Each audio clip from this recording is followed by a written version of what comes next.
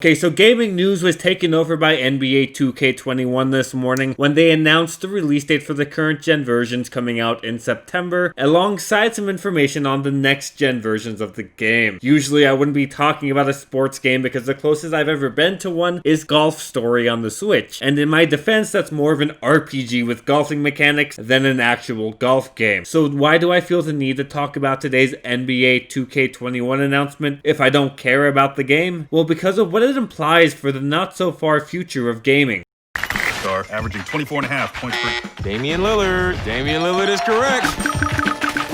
As soon as I woke up, I began seeing these headlines. Immediately, my first thought was, is this the standard for next gen? Will Horizon Forbidden West cost $70 as well? Checking for myself, yeah, while the current gen version will be releasing in September for $60, the next gen version will be releasing holiday 2020 for $70. Now, before I get too far into our main topic, I just want to take a moment for us to recognize that 2K Games, the absolute most scummy publishers out there at the moment, have created a special edition of NBA 2k21 that was intended to commemorate the legacy of Kobe Bryant. The Mamba Forever edition is a $100 version of both the previous gen and next gen versions of NBA 2k21, featuring some genuinely gorgeous cover arts, yet content-wise only offers cosmetic items alongside some game currency. Personally, this is a huge cash grab, using Kobe's legacy by taking advantage of this year's earlier tragedy for a big cash out. This version also includes the ability to get the previously advertised free upgrade to the next gen version. This means that the people buying the regular $60 edition, whether PS4 or Xbox One, will not receive a free upgrade of NBA 2k21 for the future consoles, which essentially means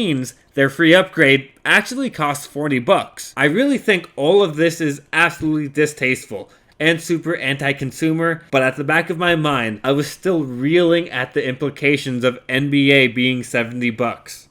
Honestly, I felt it wasn't really much of a surprise. The last time the prices of games really budged was at the beginning of the 360 PS3 era, when prices went from $50 to $60. Though Nintendo would stick with the $50 until the release of the Wii U. We have essentially experienced two whole generations of gaming in which games have cost $60. That's a 14-year period where games have boomed into vastly superior versions of what they used to be. The entire industry has shifted into developing these monolithic AAA masterpieces, with developers constantly moving the bar with groundbreaking release after groundbreaking release. But this massive increase of quality is dwarfed by the increase of production cost. While this has for a while been balanced out by the equally increasing rise of video game sales and microtransactions, this momentum cannot be kept up forever, and NBA 2k21 may be the first indicator of a greater precedent that wouldn't necessarily be a bad thing. If publishers feel that game productions and the sheer effort that goes into them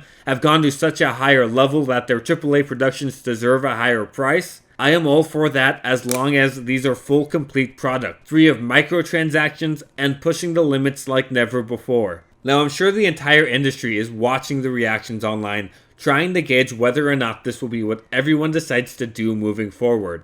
I wanted to get an idea of why they may feel NBA 2k21 warrants that price hike for the next gen versions, which are described by the helpful NBA 2k21 version map as built from the ground up for next generation consoles, implying that these games are more than simple reworkings of the previous gen versions. Now, they've got a bunch of upgrades and perks according to their little infographic of what the next gen versions will include. But honestly, when it comes to the graphical fidelity, there's no doubt in my mind that they are doing what they can to push the limits. But it was the 2-second load speeds that intrigued me. For months, Sony has been prancing around shouting about how lightning fast the SSD handles load speeds, rendering loading screens a thing of the past. And while I've seen the Spider-Man demo test multiple times, at the back of my head there's always this idea that this is a little bit of an exaggeration. Yet if the next gen can truly reach a standard, or at least a common occurrence, of consistent 2-second load times, then that $70 will have been worth it. That extra $10 will have been able to fund what is truly the next gen. Obviously, a $10 increase will not hit well with everyone. It will be out of the ballpark for a lot of people, and if it is against the grain for the majority of people, and enough people speak out against it, then I could see the industry turning away from it, shunning that $70 price point. However, if that baseline price for games doesn't increase, the industry will just find another way to make up for production costs, whether it's increased microtransactions, more expensive DLC. Personally, I would prefer to see an upfront price increase with a decrease of predatory monetization in my games, rather than keeping the current price point only to have to pay up down the line. But honestly, those are just some of my quick thoughts on this whole situation. As more information comes out, as more developers come out saying, hey, my game's $70, the entire situation will change, my perspective will change. It all depends on how things progress going forward. It'll be very interesting going forward. I think we are at a very interesting time. The next generation is so close, but we know so little about it, and things could change so drastically. I didn't even think about the possibility of a price increase until this morning. There's so many things we're not even thinking about, and it's exciting to see what will happen next. Anyways, guys, what do you think about this whole situation? Do you think that we should see a price increase for video games? And what do you think about 2K's disgraceful handling of the Mamba Forever edition? Anyway, guys, thank you very much for watching. I've been putting out a lot more content recently, and I do not plan on stopping, so there's going to be a lot for you to watch.